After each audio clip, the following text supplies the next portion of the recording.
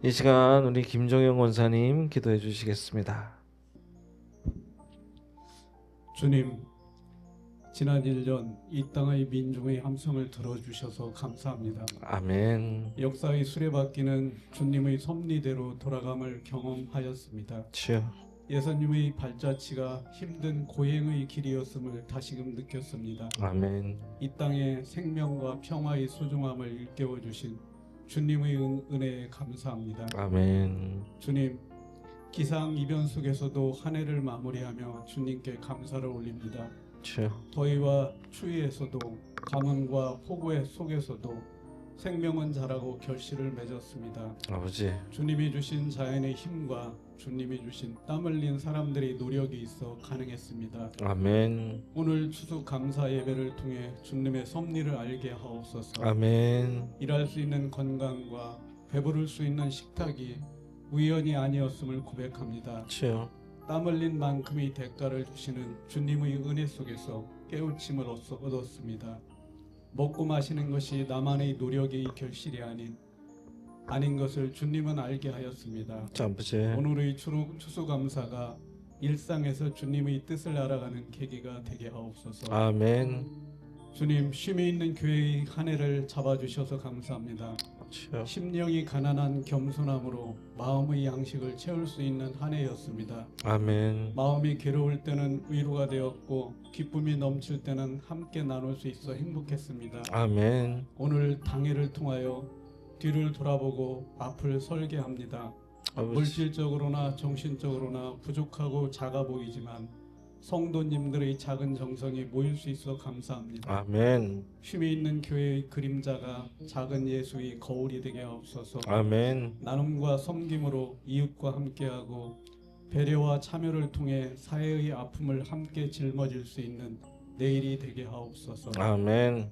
주님, 쉼이 있는 교회의 식구가 되어 동고동락했던 성도님의 세례식을 갖습니다. 주여. 주님의 자녀됨을 고백하는 성도님께 주님이 강한 성이 되어 일상에서 함께하여 주옵소서. 아멘. 주님에 대한 믿음이 단순한 기복을 넘어 삶의 지표가 되어 작은 일상에서 행복을 느끼는 삶이 되게 하옵소서. 아멘. 주님, 한 해의 마무리와 새해의 희망이 오늘의 일정에 가득 담길길 기도합니다. 아멘. 그리하여 쉼이 있는 교회가 이 땅에 쉼과 평화의 씨를 심고 가꾸는 농부가 되게 하옵소서. 아멘. 예수님의 이름으로 기도합니다. 아멘.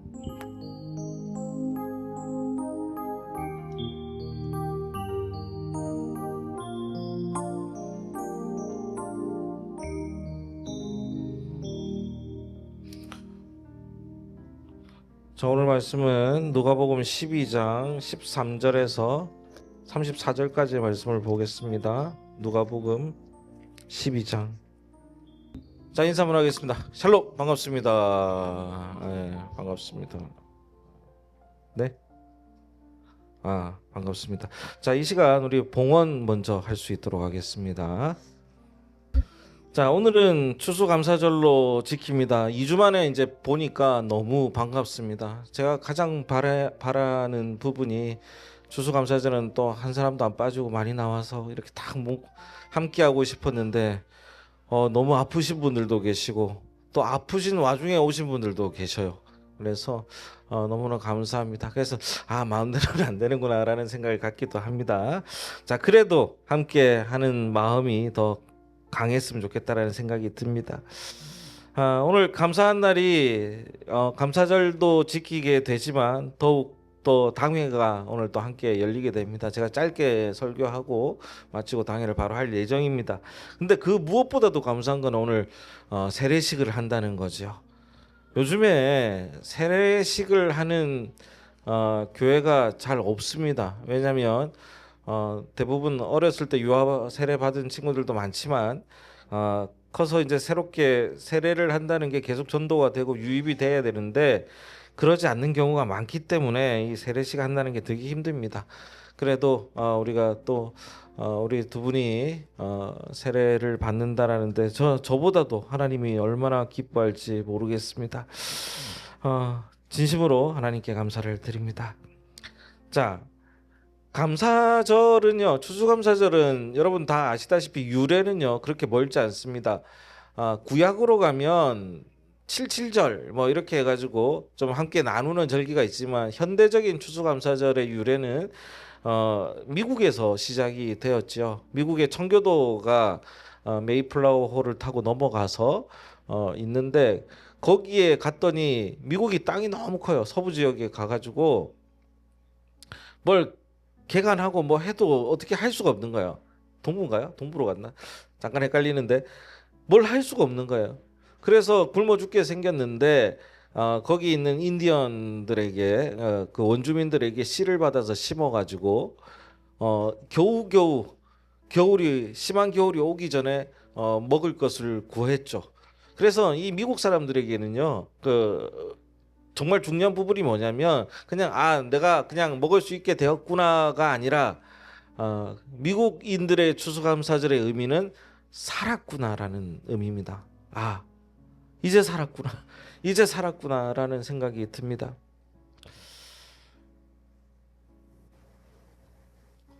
그들에게 있어서 그 감사의 의미는 우리랑은 좀 남다릅니다. 이제 물론 이제 세대를 거듭하면서 미국도 한 200년이 훨씬 지난 한 300년 되는 역사를 가지면서 짧죠. 어쨌든 그 역사 가운데서 그것을 어떻게 받아들이느냐라는 것은 이제 하나님의 은혜로 받아들였기 때문에 이 추수감사절을 지켰던 것이죠. 그런데 제일 중요한 것이 뭐였냐면 미국 사람들의 가장 중요한 중점은 진짜 감사하냐라는 거예요. 칠면조 왜 먹는지 아세요? 칠면조 혹시 드셔보셨습니까? 드셔보신 분 한번 손으로. 맛 있어요, 없어요? 진짜 뭐 제가 뭐 강단에서 이런 말 표현하는 거 좀 그렇지만 더럽게 맛 없습니다. 진짜 맛 없어요. 그럼에도 불구하고 칠면조를 먹는 게 뭐냐면 그래서 미국에는 매년 컨테스트 같은 걸 많이 한대요. 칠면조 요리하기. 그 맛없는 고기를 어떻게 맛있게 할 수 있을까? 왜 그러냐면 그 먹을 것이 없을 때 들판에 뛰어다니는 큰 닭이 칠면조였던 거예요. 예. 그래서 그걸 잡아가지고 먹으면은 연명할 수 있었던 것입니다. 근데 맨날 잡을 수 있는 것도 아니고 얘가 되게 빠르다고 하고 맛도 없습니다. 그럼에도 불구하고 이 사람들은 기념하기 위한 거죠. 그 미국 사람들이 추수감사절 되면 온갖 요즘에는 조금 바뀌었는데 비단 몇 년 전만 해도 우리 그 사람들 그 미국에 갔던 사람들 물어보면요 세일 그 블랙 프라이데이랑 추수감사절이랑 연결돼 가지고 그래서 막 그 오픈런 하고 막 오픈런 뭔지 아세요 혹시? 문 열자마자 막 뛰어 들어가는 이런 거 하고 막 밟히고 다치고 막 이런 거 한다고 난리였다고 합니다. 근데 요즘에 한 1, 2년간은 온라인으로 좀 바뀌어 가지고 많이 줄긴 하는데 어쨌든 그 사람들의 마음에는 진짜 감사돼요. 진짜. 우리가 살았구나. 우리 나라가 있을 수 있는 그런 길이구나 하면서 진짜 감사가 있다라는 겁니다. 한국 교회는 11월 셋째 주가 추수감사주일로 주로 지키지만 좀 빨리 드리는 데는 11월 첫째 주, 좀 늦게 드리는 데는 11월 마지막 혹은 저희처럼 12월 첫 주에 드리기도 하는 곳도 있습니다. 뭐 수학에 따라서 틀리지만 첫눈과 함께 또 추수감사절을 지키니까 좀 어색한 마음도 있긴 합니다. 자, 그럼에도 불구하고 오늘 우리 스스로에게 던져야 될 질문은 뭐냐면 내가 정말 감사하고 있느냐라는 질문입니다. 오늘 본문에 보면 그런 얘기를 합니다. 아무것도 염려하지 말라. 목사님 어떻게 아무것도 염려하지 않습니까? 이 말이 안 되죠. 계획을 세우고 염려하고 걱정해야 그래 그나마 살 수 있는 것 아닙니까? 라고 얘기를 합니다. 그럼에도 불구하고 예수님은 무엇을 먹을까 입을까 염려하지 말라라고 얘기하고 있습니다. 그리고 근심하지도 말라라고 얘기하고 있습니다. 참 말이 안 되는 이야기이기도 합니다. 근데 여기 있는 본질은 뭐냐면 네가 어떤 상황에 있든지 간에 나는 너를 돕겠다라고 하는 하나님의 선언이시고 선포였던 것을 우리는 알아야 된다라는 것이죠. 그래서 이건 되게 중요한 겁니다. 왜냐하면 우리 삶에서 염려와 불평과 괴로움만 있다면 우리가 감사를 쉽게 잃어버리기 때문입니다. 그래서 바울은 뭐라고 얘기하냐면 아무것도 염려하지 말고 다만 모든 일에 기도와 간구로 너희 구할 것을 감사함으로 하나님께 아뢰라라고 얘기하고 있습니다. 저는 오늘 추수감사절에 오늘 마음의 염려나 근심이 자리 잡지 않을 수 있는 하루가 되기를 바랍니다. 자, 그러기 위해서는요, 먼저 사람으로 인해서 감사할 수 있어야 됩니다. 한 부자가요 이런 일을 합니다. 내가 완전히 부자가 됐어요. 이 성경에 나와 있는 비유가. 그래서 야, 옛날에 부자는 곡식을 많이 쌓아두는 거거든요. 곡식을 창고에 이만큼 쌓아두고 이제 배가 막 불러요. 배가 부르고 그냥 보기만 해도 행복해. 그러면서 평안히 쉬고 마시고 이제는 나 은퇴하리라. 이제나 여기 앉아가지고 평안히 쉬고 마시고 즐거워하리라 라고 얘기하고 있는데, 그때 하나님께서 어리석은 자여 오늘 밤에 내 영혼을 도로 찾으리니 그러면 네가 예비한 이 재물이 다 누구의 것이 되겠는가 라고 묻는 장면이 나옵니다. 여러 가지 측면으로 살펴볼 수 있겠지만 여기서 하는 게 하나님도 좀 너무하시네 이게 아니라, 우리가 어떤 신앙인의 관점에서 볼 때 우리가 재물을 모으고 그리고 편히 먹고 살 수 있게 되는 이 상황 모두를 신앙인은 어떻게 바라보냐면 하나님의 은혜로구나라고 바라봐야 되는 것이죠. 그렇게 우리는 연습하는 겁니다. 사실은 처음 신앙을 가지신 분들은 이게 안 됩니다. 내가 돈 벌고 내가 힘내고 내가 다 했는데 뭐 어떻게 하나님이 그럴 수 있을까? 라고 생각할 수도 있어요. 근데 조금만 더 들어가서 보면 우리는요, 한 길 물속은 알아도 사람 속도 모르는 사람이고요. 살다 보면 우리는 내 마음대로 되지 않은 게 더 많았던 사람들이에요. 여러분이 계획한 대로 다 됩니까? 여러분들이 준비한 대로 다 됩니까? 여기 앉아 계신 분 중에 많은 분들이 저랑 얘기할 때 너무 내가 생각했던 거랑 맞지 않아서 힘듭니다 라고 얘기했던 게 기억나요. 그리고 어떤 것들을 들어주셨을 때, 어떤 것들을 만들어냈을 때 진짜 하나님이 계신가 봐요. 이렇게 얘기했던 것들도 기억이 납니다. 그러나 우리는 이것들을 너무 쉽게 잊어버린다라는 거예요. 제가 많은 것을 얘기하는 것이 아니라 오늘 이 감사절 이 마음만큼은 하나님이 우리의 도움이 되셨고 우리 곁에 계셨고 우리를 도우신 분이라는 것을 인정하는 시간이 되시기를 바랍니다. 그게 바로 신앙의 출발인 것입니다. 두 번째는 뭐냐면 이 사람은요, 오늘이 마지막 날이 될 수 있는 것을 몰랐습니다. 우리가 가진 거 다 갖고 있다고 해도 우리가 그날 우리의 마지막이라면 무엇이 필요하겠습니까? 뭐 돈을 짊어지고 뭐 천국에 갈 수 있는 것은 아니거든요. 이 이야기는 단순히 재물이나 권력에 도취되지 말고 우리의 삶이 진정한 감사와 기쁨이 있는 삶이 돼야 된다라는 거예요. 어른들이 많이 하셨던 말씀이 있죠. 야, 나 오늘 죽어도 여한이 없다. 언제 나옵니까? 정말 바라고 생각했던 일이 해결됐을 때 너무 좋아서 야, 이제 나 오늘 죽어도 여한이 없다. 이게 기쁜 일 중에 하나인 것이죠. 그 감사가 여러분에게 있어야 되는데 그 감사는 어떻게 해야 되냐? 즐거운 마음이 좀 있어야 됩니다. 오늘 말씀 속에 가장 중요한 단어는 염려예요. 염려하다 보면 한번 말씀드렸죠. 우리가 염려하는 것은 내가 해결할 수 있는 것의 0.01%도 안 된다고. 어떻게 할 수가 없는 거예요. 그래서 이 염려를 벗어버리면 우리가 얼마든지 평안함과 감사한 일들이 더 많을 수도 있는 겁니다. 우리도 사회생활하면서 좋아하는 일을 해야 효율적입니다. 교회 일도 즐거워야 하고 교회 나오는 것도 저는 행복해야 됩니다.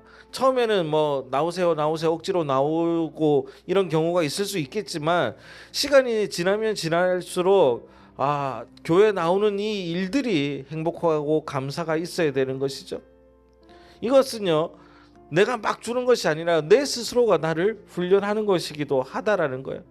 그래서 염려하지 않으려고 노력하는 것이고 염려가 없어지는 게 아니에요. 나쁜 일에 대해서 그 일을 안 하려고 노력하시는 것이 그게 바로 우리의 크리스천의 일들입니다. 여러분, 괴로운 일, 어려운 일 아무도 없는 사람이 누가 있겠습니까? 그러나 그것을 어떻게 바라보느냐라는 문제는 다르다라는 겁니다. 그래서 감사의 일이 조금이라도 있을 때 조금 오버해서 즐거워할 수 있다면 이것은 또한 그 감사를 불러오게 됩니다. 어떤 사람이요, 이 어떤 그 구걸 하시는 분이 계셨는데 지나가던 신사가 미국에서 이런 저 리더스 다이제스트라는 책에서 읽었던 건데요. 지나가던 신사가 거지에게 10달러를 줬어요. 근데 두 명의 거지가 앉아 있었는데 한 명 와 10달러 대박 이래가지고 맛있는 거 사 먹으러 갔는데 또 한 거지는 그 옆에 있던 그 구걸 하시는 분은요,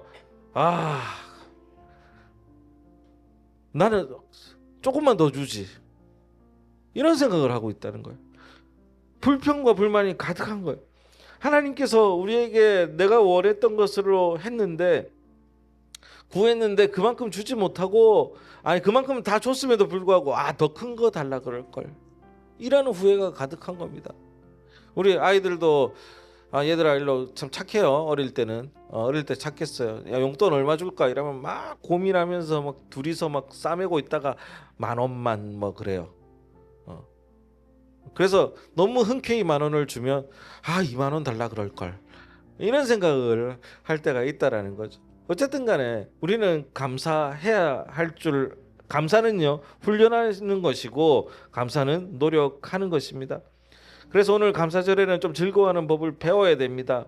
왜냐하면 내 하나님 여호와 앞에서 즐거워하라라고 한 것은 성경에 나오는 명령이기도 합니다.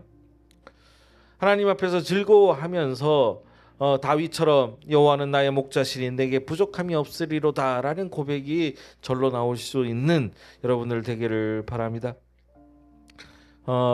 박완서 작가의 일상의 기적이라는 것을 읽어드리면서 말씀을 좀 마치고자 합니다.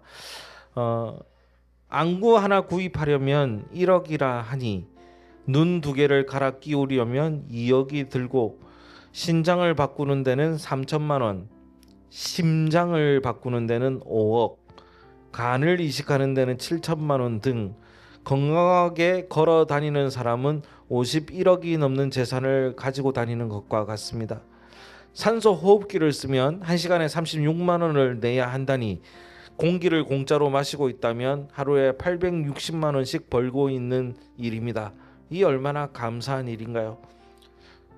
사랑하는 우리 성도님들, 우리 주변에 감사한 일들이 세밀하게 따지고 보면 너무나 많은 것입니다. 동시에 불만스러운 일들도 너무 많겠지요. 그러나 감사와 불평 중에 선택은요, 나의 몫입니다. 여러분의 몫입니다. 같은 일을 보고 우리가 감사할 수 있다면 그게 행복의 길인 것입니다. 이 말씀에 대해서 모세는 이렇게 얘기합니다. 내가 오늘 복과 저주를 너희 앞에 두다니.